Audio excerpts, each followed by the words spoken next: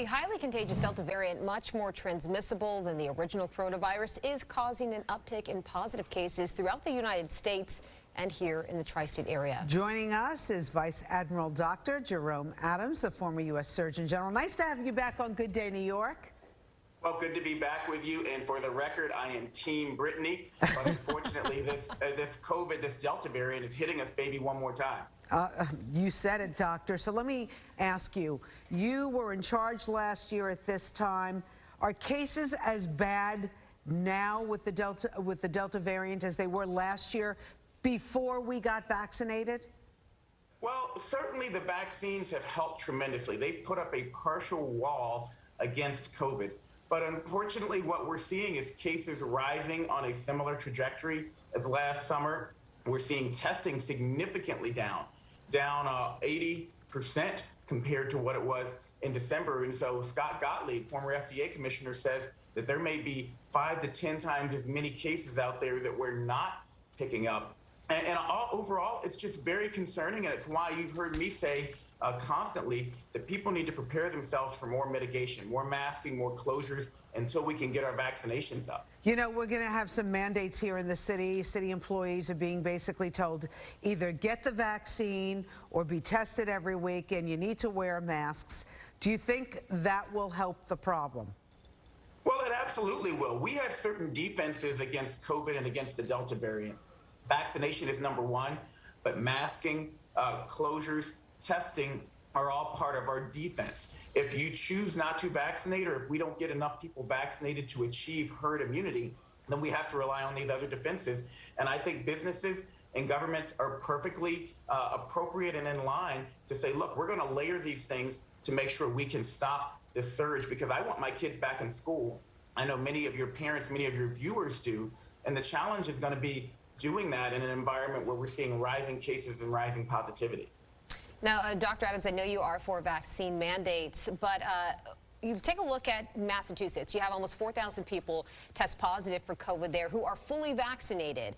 So most of them asymptomatic. So would it not be, I guess, a bit more smart to have them test weekly so that they're not walking around spreading COVID? Well, I put out a tweet about this just this weekend. It's important for us to have a testing strategy that takes into account people who are vaccinated and who are not, that takes into account new types of testing, and that really helps us move forward. And right now, we haven't heard that testing strategy, and you're finding many people who are testing positive who are vaccinated, and we don't know what to do with those tests. In my own hometown, famously, the coach of the Indianapolis Colts tested positive just yesterday for COVID. But what I want people to understand is that doesn't mean the vaccine isn't working. As a matter of fact, vaccines are like a practice, to use a football analogy, so that you know how to prepare for the other team when you see them. It doesn't mean the other team's not coming. It doesn't mean that your body isn't going to still mount a response and you still might not have a positive test. It means you're less likely to end up in the hospital, or worse, if you're less likely to end up losing the game. So still get vaccinated, and we need a testing strategy. Be prepared for more testing, more masking, and again, unfortunately, more closures in the near future, I see. Now, you mentioned more closures coming. I know you mentioned on cable news the other day saying that this pandemic was spiraling out of control, but were health officials not prepared for this? When you open up the city, when you open up things again, we had 20,000 people at MSG for a concert, fully vaccinated, however. When you have things like that going on, do you not expect those cases to uptick? Well, you should expect those cases to uptick, but the problem is that we have a new Delta variant and people were not prepared for that, quite frankly. I also said I think the CDC relaxed their mask guidance too early. And number two, we're relying on the honor system in most places across the country still in terms of trying to figure out who's vaccinated and who's not. And so you have unvaccinated people who are choosing not to mask, which is not what the CDC guidance says, and they're becoming a reservoir for this new and more dangerous Delta variant. So, you know, I know our country looks a lot at the UK and what's going on there. We saw that they had a dramatic increase and now a dramatic decrease in cases. Is the CDC saying basically they're expecting a dramatic decrease here in a few weeks? Well, I've talked with my friends at the CDC as well as with other health experts, and it is good news that we're seeing the surge in the UK start to come down, but they have higher vaccination rates. They have a smaller population. They have many advantages that we don't have, which lead me and others to believe that we're unlikely to see as precipitous a decrease as the UK has, or to see it in that same time frame. We think this is going to be a little bit longer, and it's going to be a little bit slower to come back down on the back end, especially if we can't kick up vaccinations. And that's why you're seeing talks of mandates for vaccines also, particularly from the VA and from health institutions. We've got to get our vaccinations up. That's the way we get out of this pandemic. What do you think about kids in school in September? Our mayor's basically saying no remote right now, everybody in class wearing masks. There are a few city council people who are saying we should have a remote option on the table. Do you think we need that? Well, what we saw last year, and some of the first data actually came out of New York, was that when you have kids in school, they can be just as safe, and in many cases safer, than if they're at home going back and forth to grandma's house or to a friend's house and spreading the virus. So in-person school can be done safely, but it needs to be done with mitigation. And people need to remember last year there was masking. There were fewer people in schools. There was more spacing. That's not what we're doing this year in many cases. And we also didn't have the Delta variant. So what I would say is stay tuned, but I'm comfortable with my kids going to in-person school. And I have a 17, a 15, and an 11-year-old, but only if there are mitigation measures being taken. And I'll remind you, my oldest two who are eligible for the vaccine got vaccinated. If your kids are eligible, please get them vaccinated. That's the best way you can protect them. I know that we're talking about vaccine hesitancy, and that age group of people, the large group that are not wanting to get vaccinated, are between ages 30 to 49. Is there, a reason why that age group would be more likely to not get the vaccine? Well, that age group is also less likely to wear seatbelts, more likely to drink and drive, more likely to take on risk in many different ways of life. So we shouldn't be surprised. What we have to do is look at our policies, where are sticks appropriate, mandates, where carrots appropriate, certain incentives. And we have to help them understand that if you want your bars to stay open, you want your restaurants to stay open, you want to be able to go to sporting events, the things that younger people love and enjoy doing, that we need to get vaccinations up. Otherwise, these things are going to be taken away from us again this year as they were last year. We need to appeal to their sense of what's in this for me. Can we talk a little bit about breakthrough cases now in the vaccine? Because yes. I know so many people now who've been vaccinated and have gotten sick with the variant.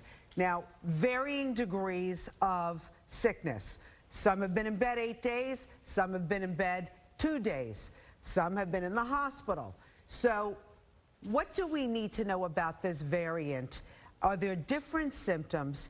And also, is the vaccine working when you're starting to hear so many people coming down with it? Well, one thing we need to know is that this new variant, and there was a study that recently came out that showed that if you are infected with the Delta variant, you have 1,000 times the viral particles in your system that you would have had last year if you were infected with the original variant. These particles, when you compare them one-to-one, aren't much more deadly than last year's strain, but when you put 1,000 of them together, that can increase your chances of getting sick. Well, one thing that we want people to know is that we've seen that all of the vaccines, including J&J, are still highly protective against hospitalization and death.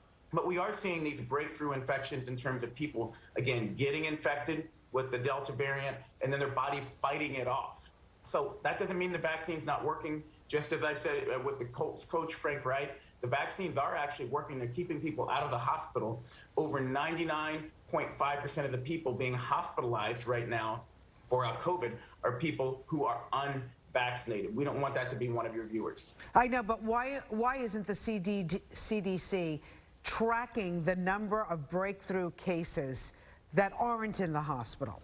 Don't you think there needs to be some tracking on that? It's a great question, Rosanna, and it's one that me and many other people have been asking, and I think we need to now. We need to have some humility with this virus, because every time we think we've got it figured out, it changes. And the way we restore trust in science is to help people understand, look, we're always looking at the data and we will pivot when we get new data. And I think it's time for the CDC to start tracking and reporting on these breakthrough infections in the face of this new Delta variant. Dr. Adams, don't you think that data, if we were to track it and showing an increase in numbers of people getting, COVID again, would that not hurt the narrative of the fact that these vaccines are working? Because that would not maybe, I would not say that they would help somebody that's on the fence about getting the vaccine. If they're seeing a lot more people getting reinfected, I don't know if that would help your case. Well, that's a great question. And I think, number one, what helps our case in the long run is being honest with people. We have to track the data. We have to report the data. But I think if you look at the cycle threshold, and I don't want to get too wonky here, but if we can show people that when you're vaccinated, you actually get a lower amount of virus, you actually are able to fight it off even when you do test positive. If we explain it in that way, I think that can help us convince more people to get vaccinated, because right now they just think vaccines don't work. We need to show them vaccines are working quantitatively to lower the amount of virus that you get if you do get sick, and again, to decrease your chances of hospitalization and death. Dr. Adams, so what are you doing these days? The last time we saw you, you were in D.C. What are you up to? Well, right now, I'm just trying to get back into dad mode. I just took the dog out for a walk before I came to talk with you all, and trying to get the kids ready for school. I'm worried, just like every parent out there, about what's going to happen with my 11-year-old daughter, who's not eligible for the vaccine, when she goes back into this environment that's more tightly packed, where less people are going to be masking, and where we have a Delta variant. So just trying to survive, trying to help do the laundry and cut the grass and be a dad. Dr. Jerome Adams, always informative and fun to talk to you on Good Day New York. Absolutely. Team Brittany, all the way. Thank you. Good luck with the laundry.